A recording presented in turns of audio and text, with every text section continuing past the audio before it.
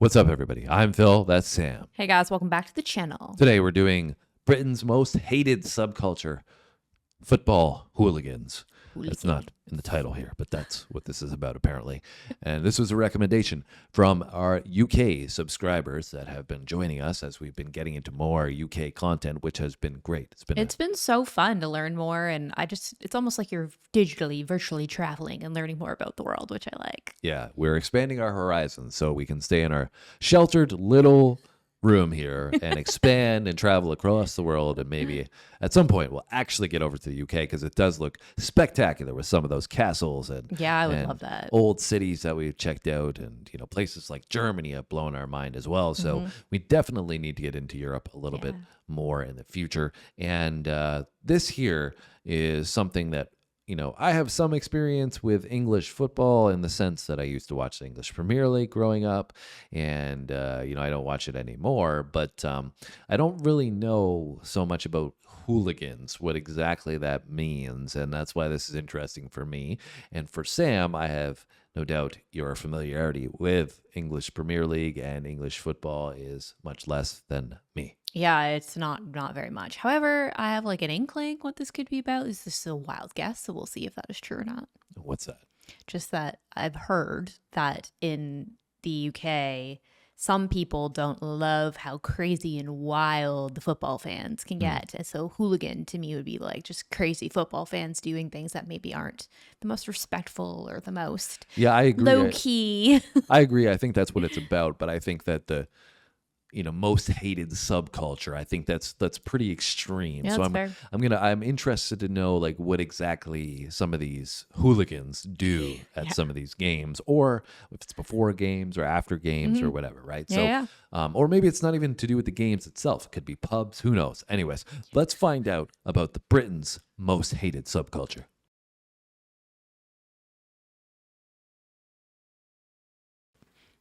This video is brought to you by Squarespace. A senior officer said the video showed the awful callousness of the hooligans. Police had to intervene to control the fans. Disorders on the rise. History of bitter rivalry between their supporters, the West makes it one of the world's most deadly football tragedies. This small faction of society has been seen as one of the most controversial subcultures in all of Europe. The football hooligan. It's not just a football, it's a whole subculture, a scene. And for the first time ever, I was accepted. Exactly the same as us to go to the match with our boys, meet us and have a good scrap, you know what I mean? You don't hurt at the time because the adrenaline keeps you going. Well, before the football hooligan became its own subculture with its own fashion and attitude, violence in football has been there ever since the beginning.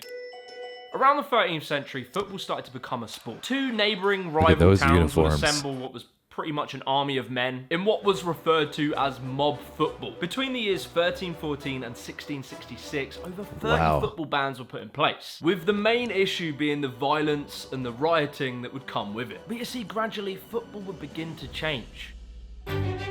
Around the late 1800s, football had kind of slipped into the hands of the gentlemen. And with that was the introduction of modern football, with a rule set called the Cambridge Rules. It was now no longer a sport of the rioting common folk, and instead the sport of the ruling elite. Interesting. But yet that didn't stop the violence. The first recorded instance of football hooliganism was in 1885, where Preston North End faced Aston Villa. The teams got upset and just started whacking each other with sticks and having a fight. A handful of instances like this would happen, but then England would go to war. Twice. Hostilities will end officially at 1 minute after midnight tonight. Post-war Britain was a very different place than before. In the 50s, we would start to see a rise in these young youth subcultures, such as the Teddy Boys. By the 60s, you had the mods and rockers, as well as skinheads and hippies. Some of these different subcultures would be violent towards each other. They broke away from traditional British values and rebelled against British cultural norms. Well, I suppose I've been married. I don't want to get married, but I suppose I will.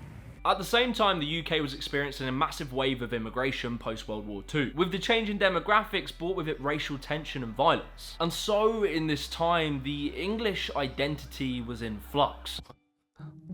And as well in the 60s, mandatory military service for young men came to an end. And so young working class men had very few places to let out their aggression. But then there was football. Good old football.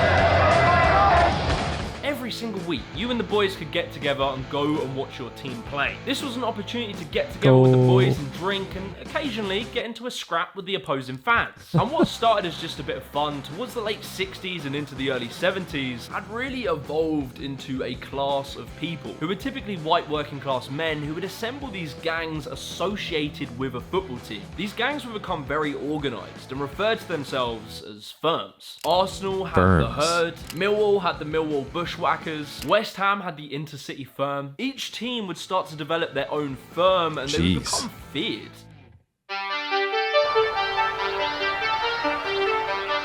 Who knew that football had gangs?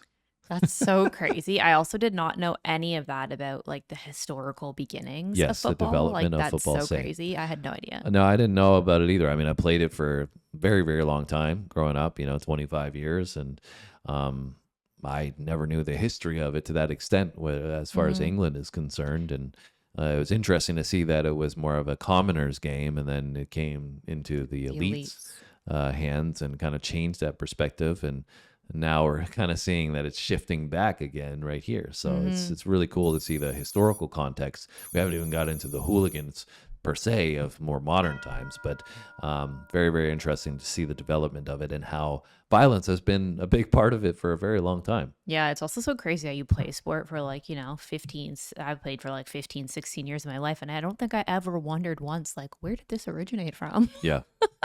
Maybe it would have been that way if we had grown up in England, right? Or in Britain, for example, right? Because it's more of the culture. It's kind of, steeped in it. Yeah, whereas in Canada, where we grew up, it was much more like hockey and we would have been educated on that, right? Yeah, fair.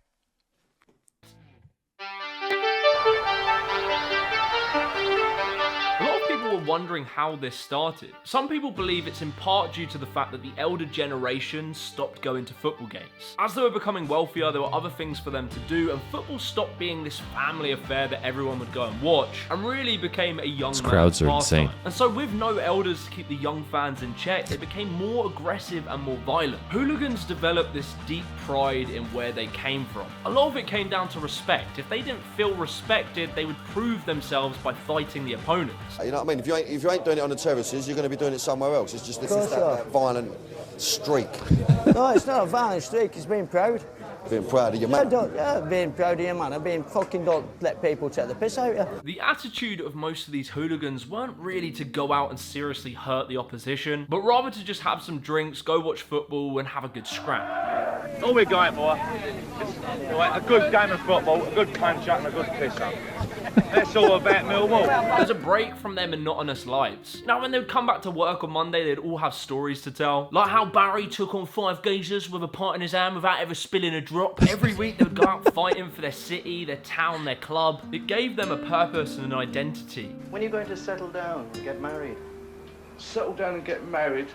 Well, getting married, you're restricted and you can't travel away with a team you love like, and I was going to get married, but he is married to the team. But very quickly, things started to get out of hand. 150 were arrested well away from Stamford Bridge when they ran riot on the London Underground. Into the 70s and by 1974, Manchester United were relegated into the 2nd division. Fans on the field again, spilling over from the corner on my right. And I suspect that we shall see the referee calling the players off. Yes, he's taking them off. Oh, wow. The firm caused carnage around loads of stadiums all up and down the country. That Jeez. Same year, a Bolton Wanderers fan stabbed a young Blackpool fan. Football hooliganism was getting out of control. Public sentiment was turning against football and starting to see it as a massive problem. So football organisers had to try and do something. They took measures to try and limit the crowd size. They segregated the home and the away fans with fences, but nothing was really changing. Up until then, football hooliganism was mainly just a problem in England. However, in the mid-50s, the European Cup was introduced, and for the first time, English football supporters had a chance to get the boys together, pat their lagers, and head to war overseas. The English are coming. The invading British mobs brought violence and destruction. For many of the hooligans, these were the most exciting times of their lives. Oh my goodness. How I imagine the Vikings must have felt going out, getting to a country and just going absolutely berserk. And with this, they would spread what would become known as the English disease.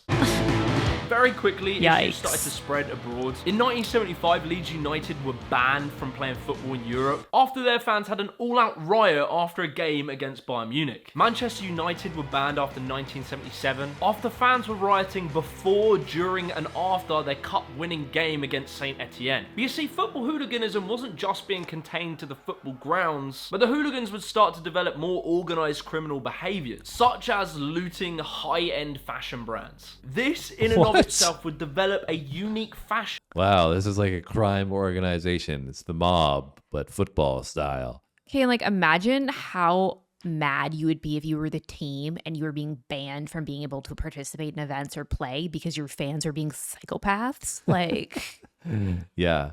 It's pretty crazy how you see the evolution of, you know, where it's come from, and the violence that's associated with it is so far removed from the game itself, right? Yeah. It's just literally, like they've been saying, it's a whole culture, a subculture, right, of, you know, people that want to be with other people, and almost this like the rebellious nature of it.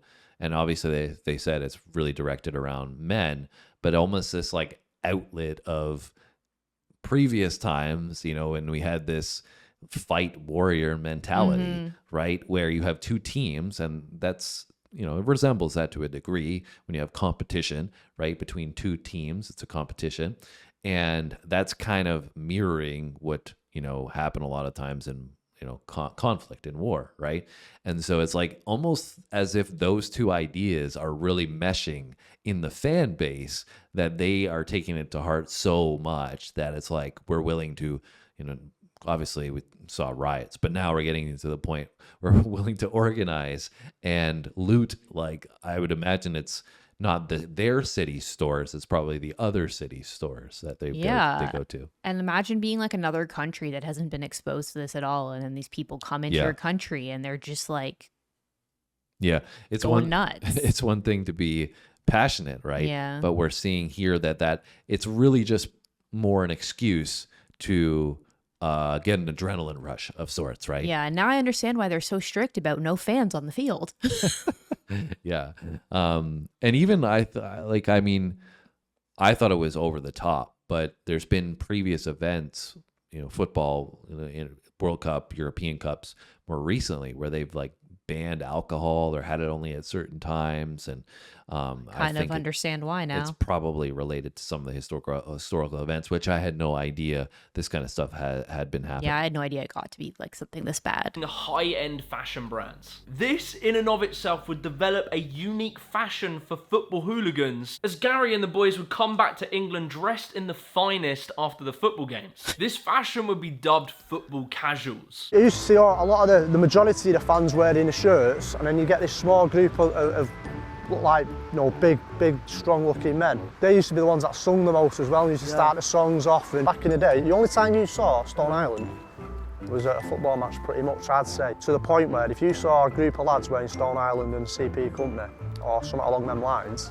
they were fair game. Whilst every other football fan would just wear the team's uniform, the football casuals become very distinct and able to detect, wearing brands like Sergio Tacchini, Fila, Lacoste, Pringles, Stone Island, and many others. They'd often have the skinhead buzz cut. These lads would be dressed to the absolute nines every single football game and then get into massive fights. He nearly knocked you spark out. Who's you playing football with? They're casuals. Casuals? It would be in the 70s and the 80s that would be considered the golden era of football hooliganism. The media coverage was in full swing. The UK was in a massive moral panic over football hooliganism. Things were starting to get more and more out of hand, and they started to turn political. It was around the same time where large parts of the skinhead movement had been overtaken by far-right nationalist groups. Things like the National Front and the British movement. These groups would lurch onto their more tribalist mentality and patriotic nature, and a subsection of hooliganism become linked to far-right extremism. Where organisations like the National Front would deliberately try to recruit new members from football terraces. I do want to point out that Vice made a whole video on this, and there's a lot of criticisms of that, saying that football firms tend to just represent the attitudes of the town they're from. So if a town is very right-wing or very left-wing, the hooligans will tend to represent that. And so football hooligans weren't inherently far right.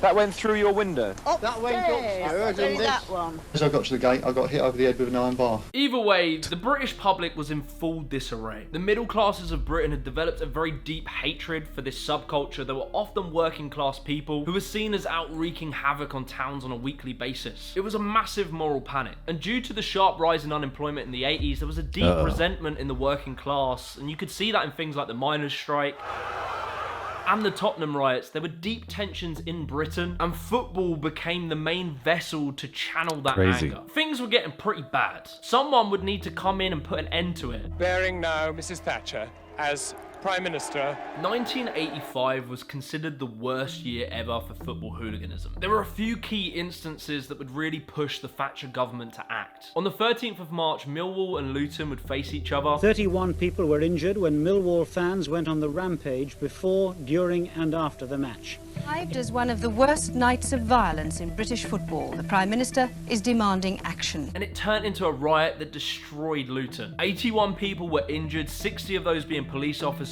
31 arrests were made. Fans tore up the stadium, they destroyed the town, they were smashing people's windows. One police officer suffered a heart attack. They had to receive mouth-to-mouth resuscitation, all whilst being kicked in the head by football fans. But it would be on the 29th of May where disaster would strike.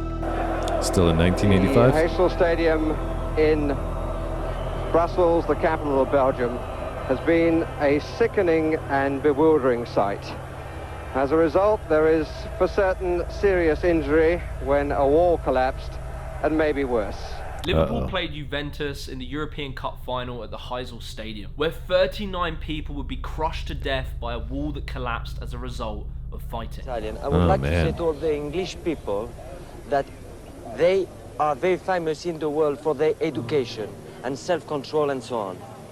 We have now the proof that all over in continent, everybody say, don't be like English people. What I see? After Brussels, the world shuts the door on English clubs.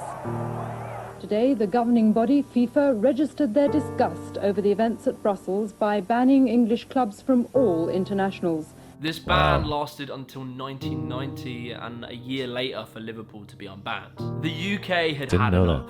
I wish we could get those responsible, get them before a court and stiff sentences so that they stop anyone else. Soccer violence has now reached the top of the political agenda. And so the Thatcher-led government set up a war cabinet to tackle football hooliganism. Along with the Popplewell Committee, many ideas were put forward and laws passed to try and tackle it. You had the Public Order Act in 1986, which permitted courts to ban fans from stadiums. The Football Spectators Act in 1989 banned convicted hooligans from attending matches internationally. Stadiums were forced to make changes. They were no longer allowed standing sections. They had to have seats, along with much tighter security, better quality turnstiles, and tickets were made much more expensive. Heysel and Hillsborough changed everything. Hillsborough more so than Heysel because it changed the design of stadiums. It's a kind of social cleansing of football, a deliberate pricing policy that has pushed hooliganism, they thought, to the back burner. But you see, the violence didn't stop immediately. The firms just got more organised and smarter and moved the violence out into the streets, where firms would become like militia groups, knowing how to ambush people with the locations they were in. These back streets right there, it were good for us because we knew every back street where they were going. Away things didn't know where they were going, but we could. However, into the 90s, the English disease slowly started to cure. After the European ban was lifted, families actually started to attend football games again. Police presence had massively grown and they'd become much more equipped to deal with the problem. Hooligans were getting tougher and tougher sentences and violence did start to drop. There's over 4. Really crazy how much of an impact. I mean, it says Britain's most hated subculture. Obviously, you know, it's an important topic and we're learning a lot about it, but it's really wild to me to see the impact it had on the English teams. I did not know that they were banned from international competition for those years. Didn't know. Crazy. I feel like I heard about something related to an incident about a wall and people having injuries and stuff, but I had no idea that many people died because of an incident like that. Unfortunately, that tends to be the case when you have, something like this, a movement that has so much momentum. Yeah, it grows and grows and grows. In order for it to get, shut down, it needs to be something significant that happens. And, it's so unfortunate, though, because I'm sure within the hooligans, right, we see a lot of, what's happening riot-wise, people jumping on the field and, damaging stuff and causing fights. But within that, that's probably not most people, right? It's probably a really small subset of people that are then taking away the game from so many people that enjoy watching it. They had said, that families kind of started to dissipate from watching football, but it was probably partly due to the fact they didn't feel safe in the culture, right? You're not going to bring your kid to a game if, you're around a bunch of people that you're worried are going to start a fight or something like that. And so now we're seeing, families come back into it, and it's obviously, you would expect that to be the case because it's a sport, it's a game, it's like, this is what kids grew up playing and wanting to be professionals at. And, that's where I think a lot of the love comes from, is when you're a kid and you watch the game, right? So you want to be able to go to these games as a kid, I imagine I don't have kids, we don't have kids, but I imagine that's really rewarding as a parent, being able to take your son or your daughter to a game and experience that with them and see their eyes light up at the game. And basically what you're seeing here is that was all taken away, right? And unfortunately, it's, I think, probably because internally these people have something else going on, right? That this is their output, that they just, maybe they could have been going to the gym or joined a league themselves or something. Yeah, I think it also makes them feel like they're a part of something, even though it's not something positive. Like you feel like you're a part of a crew, or like it's a culture, even though it's not a great culture. It's a culture that like people look to be able to congregate with other like-minded people, right? Yeah. So they feel like they're accepted and they're welcomed and they have support and whatever. So it's kind of weird. But initially, when they said that they raised the ticket prices, I was like, oh, that was a really great idea, because any of these people that are these low kind of energy people, they're probably not going to be able to afford or be able to pay to go to all of these games, right? But then I was like, well, exactly what they said. I was like, well, actually, they're probably just going to start causing havoc outside of the game instead of inside the game. Yeah, I think that's valid. I think maybe they're struggling on their everyday lives, and that's why they're so frustrated. So they go to the games and they want to just take it all out, right? So it's more of, I think there's something that's a problem with, the entire aura of what's going on. And I think we got a glimpse into that, the evolution of the post-war era and how that whole thing evolved with football on a broad level, gave us some insights on that, right? So anyways, it's pretty wild though. This has been a very informative video thus far. Sentences and violence did start to drop. There's over 4,000 Germans booked in for Europe this summer. You come and take us out with your top firm, then you can take us on tour. As things started to really quiet down by the late 90s, by the early 2000s, a nostalgia grew for football hooliganism. There's nothing different about me. I'm just another bored male approaching 30 in a dead-end job who lives for the weekend. With films like The Football Factory, Green Street, The Firm, as well, a very scared Danny Dyer did this show called The Real Football Factories. Mate, you sure we're going to walk in this booze? We're going to end up getting ironed out by this little firm, you know what I mean? Yeah. But you seem sweet as, but it's early days yet, you know what I mean? I'm sure someone's going to glass me anyway. Only joking.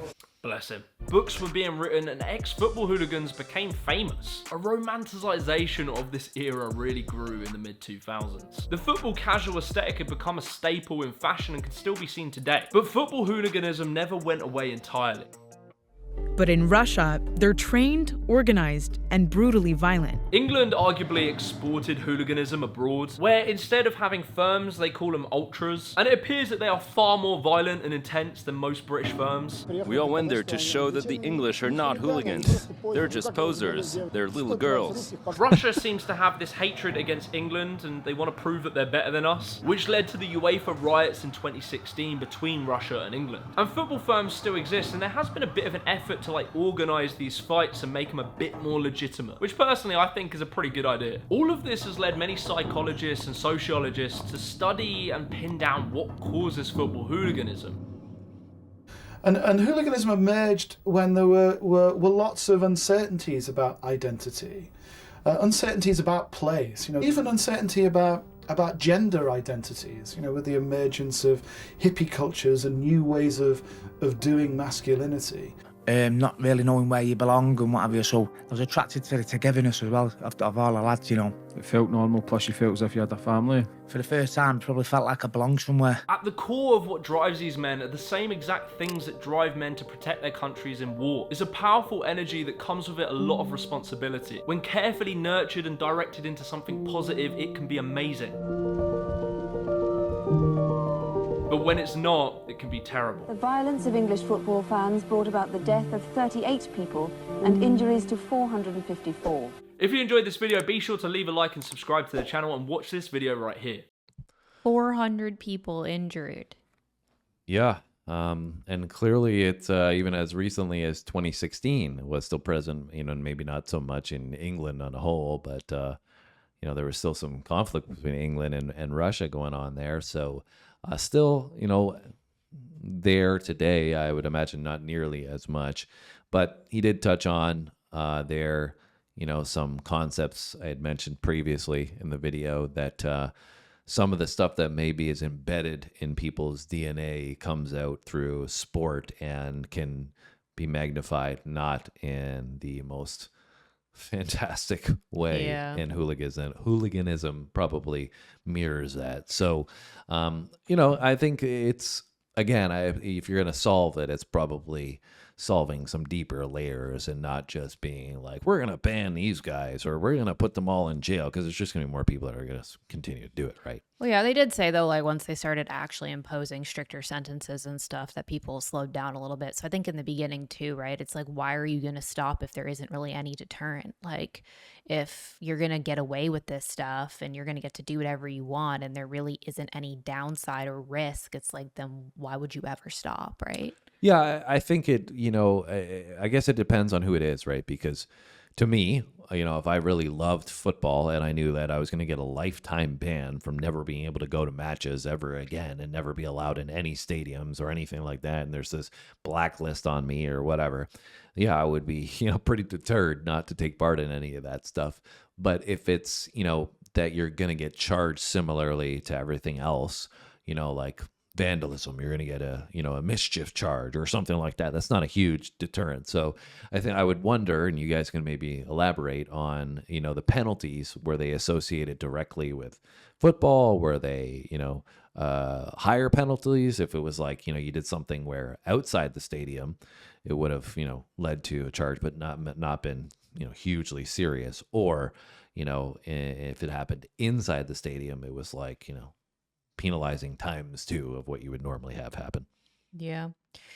Yeah, I mean, I'm just hard pressed to see, like, if you're literally beating people up, like, how are you not getting charged with, like, assault and battery? But anyways, who knows? You guys can let us know in the comments where that kind of led to and what sentences people were getting that were harsher. Yeah, so this was informative nonetheless. Yeah, I had no idea that any of this happened. Learned a lot about a game that I played growing up, and learned a little bit more about the UK on the whole. So you guys can give us your insights down below and your feelings on this hated subculture, apparently. Maybe you are a hooligan and you're joining us on the video today. You completely disagree with everything, and you're going to go out tonight and you're going to smash something. I would not advise that, but you can share your comment down below. You can also give us recommendations on other videos, not just the hooligans. I'm talking about everybody. You can give us recommendations down below. Yes. But I enjoyed this one. Hit the like button. Have a great day. We'll see you on the next one. Thanks for watching, guys. See you next time.